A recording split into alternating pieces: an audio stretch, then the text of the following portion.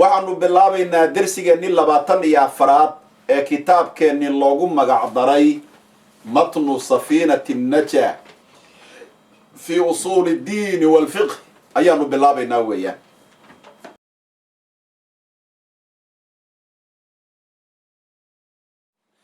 بسم الله الرحمن الرحيم. الحمد لله رب العالمين، وصلى الله وسلم على سيدنا وحبيبنا ونبينا محمد صلى الله عليه وعلى آله وأصحابه ومن تبعهم بإحسان إلى يوم الدين. وعنو بالله بينا درسيني 24 كتاب كان لوغو مغع داري متن سفينة النجاة في أصول الدين والفقه أيانو بالله بينا وياه.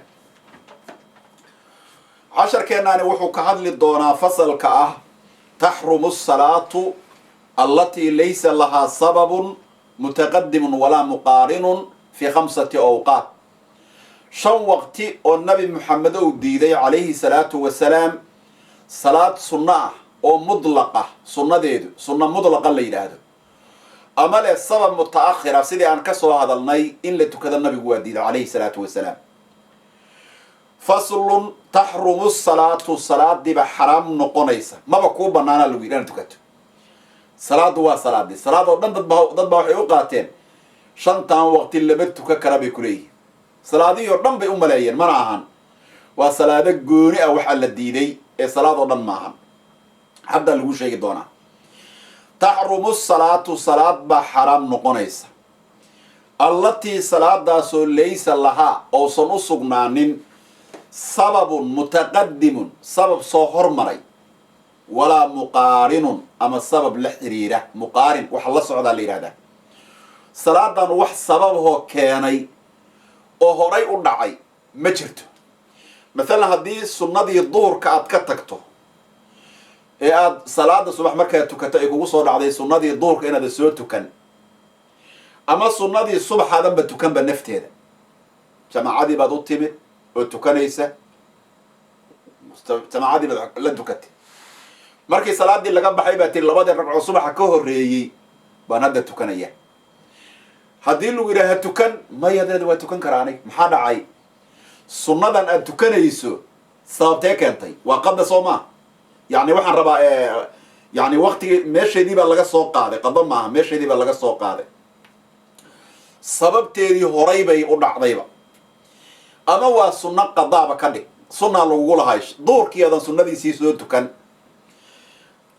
مركي قلبت عصر كأتو كتيبة ربطها إن السنة دي مركب ما أنت كنا عفتي إن القضاء ده والجو يقول لي ما حد عاي سبب تكن تيوان محي والسبب متقدم هريب وصهر مري إلا ده صلاة دان كنت والجو يقول لي مرك السنة دي وده السبب متقدمة وأنتو كن كرتها وفهمتها مالينية وفهمتين haddii sababku uu muqaarin yahay muqaarin waa maxay cilada salaadan keentay haddayba taagan tahayba muqaarin way isla socdaan wax horay u dhaca maaha wax hadda jooga weeyaan waxaa ka mid ah shantan waqti oo noo imaan doonta oo nabigu in la tukado uu diiday salaada waqti ka mid ah midalan qoraxdii baa madoobaatay salaadii casr markii la tukaday qoraxdii baa madoobaatay tusaale ahaan salaad markii qoraxdu madoobato maxaa loogu tala galay laba ragco oo la yiraahdo sunnatu kusuuf shamsi baa la yiraahdaa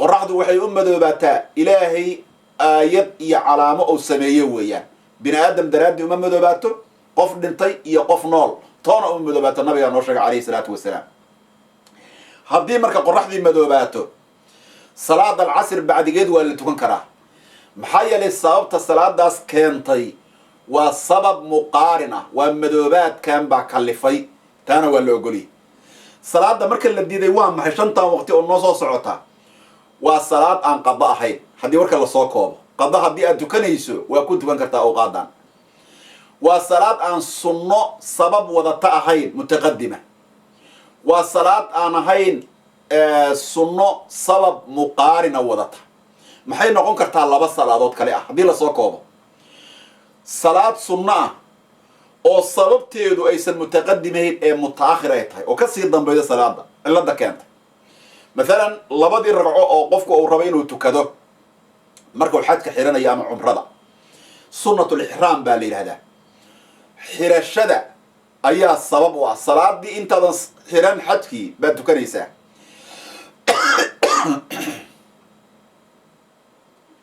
shayga marka keenay sunnadaas uu ka sii dambeeya waa ixraamka, ama maahane waa sunnatul wuduu oo kale maalan, waa sababkeedu iyadana waa macnaha mutaakhir weeyaan, wuu sii dambeeya, weli lama gaarin, sababkii aba ka sii dambeeya. waxaan rabaa sunnatul wuduu maaha, waxaan rabaa salaatul istikaaro kale. istikaaro salaada la tukado, istikaarada loo tukado sababtii way sii dambeydaa, lama tukan karo awqaadda shantan waqti. ama waa labada ragcood la tukado masjidka marka la soo galo, ayadana sababtii way sii dambeydaa weeyi, ragcat dukuul. ama waa sunnatul qatli, way badan yihiin, qaybahaas oo dhan baa ka mid a. marka waxaan kaloo la ogolayn salaada la yidhaha sunna mutlaq. sunna mutlaq waa maxay? waa sunnooyinkan wardiga iska ah oo la iska wato khayrka ah weeyaan. faslun taxrumu salaatu, salaad baa xaraam noqonaysa, allatii salaadaasoo laysa lahaa uusan u sugnaanin sababun sabab, sababkaasoo mutaqadimun soo hormaray, walaa muqaarinun iyo mid la xiriira, fii 5 awqaatin 5 waqti dhexdood bay xaraamkaa noqonaysa. 5tii waqti baa lagu tirinaya. 5taa waqti midka ugu horeeya cinda duluuci shamsi. marka 5taa waqti salaada inaan la ogolayn oo salaada hadda aan sheegnay sabab mutaqadiman aan lahayn, muqaarin aan lahayn, inaan la ogolayn, nabigeennii baa noo sheegay calayhi salaatu wasalaam. xadiista rasuulka uu ku diiday waxaa ka mid a cuqbatu binu caamir, saxaabi la yidhaahdo, xadiis oo warinayo imaam muslim uu kitaabkiisa kusoo saaray. 3 saacaatin buu yidhi nabigu, 3 waqti, 3 waqti buu yidhi saxaabigaasu, kaana rasuulullahi yanhaana an nusalliya fiihinna. 3 waqti nabigu wuxuu dhihi jiray, waa noo diidi jiray inaan ku tukanno, ow naqbura fiihinna mawtaana, ama dadka naga dhintay inaan duugno, nabigu waa diidi jiray calayhi salaatu wasalaam. qoraxdu markay soo dhalanayso ilaa ay kasoo kor noqoto, iyo duhurkii marka la gaaro cirka bartamihiisa qoraxdu ka ekaato ilaa gees ay dhinac uga suusho, iyo qoraxdu markay sii dhici rabto. 2 waqti oo kalena waa lagu daray, oo bacda salaati alcasri iyo qoraxdu galabtii markay sii dhacayso boorboor cirka uu yeesho. waa 5taa waqti, kitaabka 5 baa noo sheegaya. 5taa waqti waxaa laga soo reebay oo xadiista nabiga looga soo reebay, qofkii maka jooga oo kacbada ilaahay raba inuu sunnaysto oo dawaafo oo ku tukado 5taa waqti oo hadda aan marayno, haddaad xaramka ilaahay aado oo kacbada ilaahay aad joogto 5taa waqti waa tukan kartaa, sunnooyinka ogaaw. meesha la diidaa waa adduunka kale ee xaramka ilaahay kuma jiro, qofkii beyt kacbada ilaahay joogaa kuma jiro. waxaa kaloo laga soo reebay qofka jumcada imaanaya oo raba in beytka masjidka ilaahay inuu yimaado, maalinta duhurka marka ay tahay oo waqtul istiwaa ah wuu sunnaysan karaa. dadka sunnooyinka waqtiga loo diidayo mudlaqa kuma jiro, qofka jumcada tagaana kuma jira weeyaan. marka 2daa waqti ka soo reeb, inta kale laga hadlayaa marka ogaaw. waa fasiraynaa marka maadaama axkaamteeda aan guud u sheegnay. taxrumu salaatu allatii laysa lahaa sababun mutaqadimun walaa muqaarinun fii 5 awqaat. salaad aan lahayn sabab soo hormaray iyo mid la xiriira ayaa xaaraamkaa noqonaysa. meeqa waqti? fii 5 awqaatin, 5 waqti dhexdood bay xaaraamkaaga noqonaysa. bal 5tii ii tiri. cinda duluuci shamsi, qoraxdu markay soo dhalanayso agteeda, xataa tartafic, ilaa ay kasoo kor noqoto, qadra rumxin, waran qadarki. qoraxdu markay subaxii soo dhalato, qofku hadduu halkaa garabkaa waran saarto ee qoraxda xaggeeda ku aadiyo afkiisa ilaa qoraxdu ay la simanto, intaas laga gaarayo weeye qadarkaas. masalada labaad waa cinda alistiwaa'i, cirka bartamihiisa markay ku ekaato, istiwahaasoo fii kayri yowmi aljumcati, waaba ujeediinba jumcada maalinteeda kayrkeeda, yacni maalmaha kale jumcaha ku darin. jumcada qofka xaadiraya waa loo ogolyahay, laakiin maalmaha kale qoraxdu markay cirka bartamihiisa ku ekaato oo hooska uu gomadaha kusoo uruuro, welina dhinaca duhurka uusan u wareegin, sunnada jooji weeyaan, macnaha sunna mudlaqaha tukan. waa masalada labaad. xataa tazuula ilaa ay ka suusho maxaa looga jeedaa hooska oo dhinaca inta u bato duurkii galo ilaa intaas yartaha lagu diida inaad tukata weeyaan. masalada saddexaad wa cinda alisfiraari qoraxdu markay boorboor yeelato galabtii markay sii dhici rabto cirka haddaad fiiriso cirka dhan boorboor u malaysa inuu saaran yahay. xataa taqruba ilaa ay ka dhacdo qoraxdu markay sii dhici rabto oo boorboor yeelato oo halka ay marayso ilaa qoraxdu ka dhacdo sunna mudlaqa maxaa lagu yidhi ha tukanin weeyaan macnaha. waa masalada labaad. laakiin casr ha tukan laguma dhihin hadhow cilmi la-aanta iska ilaali. casr haddii lagu leeyahay tuko, haddii salaad qadaa lagu leeyahay tuko, haddii sunno hore kusoo dhaafto qadaa lagu leeyahay tuko. maxaa lagu diiday sunna mudlaqa. sunna mudlaqa waa maxay? waa salaad wardi camal la iskaga daldalayo oo aad rabto inaad iska dukato maantoo dhan taas weeye midda laga hadlaa. dadku haddaysan masalada fahmin hadhow waxaa laga yaabaa qof inuu yidhaahdo aniga casirka ma tukan karo oo maxaa kugu dhacay qoraxdii baa sii dhici rabta inuu yidhaahdo. taa waa jaahilnimo. casir laguma diidayo weeye. masalada afaraad wa bacda salaati subxi salaada subax bacdigeed ka hor laguma dhihin. markaad ficlan adigu naf ahaantaada u tukato masjidka marka laga tukado laguma dhihin. adigu naf ahaantaada markaad subaxii tukato sunnadiisiina tukato sunno kaloo mudlaqa baan iska wadaha oranin weeyaan. ilaa intee xataa tadluca ashamsu ilaa qoraxdu kasoo dhalato. qur-aankaaga akriso, khayrkaaga kala wado, laakiin sunnooyin baan daldalayaa sida salaatuleylka ah may. nabigeenni waa diiday calayhi salaatu wasalaam. masalada ugu dambayda oo shanaad shantii waqti waa masalade wa bacda salaati alcasri salaada casir ficlan marka adigu tukato adiga naf ahaantaada aad laga fiirinaya. salaad casir markaad tukato oo salaad casir aan lagu lahayn ka bacdi sunna mudlaqa ma tukan kartid ilaa intee xataa taqruba ilaa qoraxdu ka dhacdo. waa shantaa waqti. waxaan gelaynaa meelo sunnooyin ay tahay in la aamuso. faslun saktaatu salaati salaada aamusyaalkeedu 6 weeyaan. wax yaroo intii la neefsada le-eg baad xoogaa yar aamusaysa. aamus dheer maaha waxa laga hadlaa. sakta ladiifa weeyaan. aamusyaal 6 meelood bay sunno yihiin. bayna takbiirati alixraam takbiirta xirashada. ixraam maxaa la yidhahdaa takbiirta salaada lagu galo iyo wa bayna wa ducaa aliftitaax ducada furfurashada.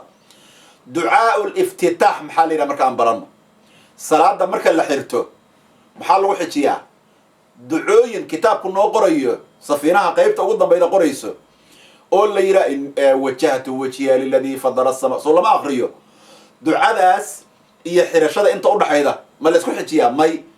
salaadii waad xiratay wax yar aamus muddo dheera ma ahan kabacdi ducada bilaw iftitaax saasaa looga jeeda. hal midaa ku jira meeshaas. bayna marka lagu yidhaahdo labadaa inta udhaxayda weeye macnaheedu hal aamusaa ku jira.